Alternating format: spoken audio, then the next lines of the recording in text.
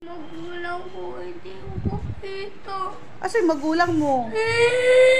Magulang mo, nagbili lang pagkain. Hindi bumili. Bumili? Gal.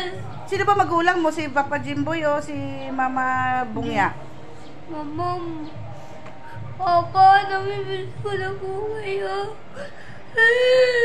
Oo, pwede nyo. Bibili lang sa lubong. Hindi. At ito naman si Lolo at Lola mo. Wala. Oh, pamilya mo naman kami ah. Kasi yung magulang ko. Oh, uwi na yun. Bumili lang ng pagkain. Hintayin mo lang. Ang tagal. Sabi nila, isasama nila ako. Ngayon pala hindi.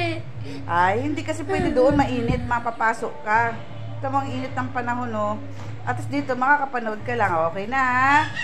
Oh, hintayin mo yung magulang. Oy, pag sinabi si Kiss, Yung maluto ng takabayan. magulang ko.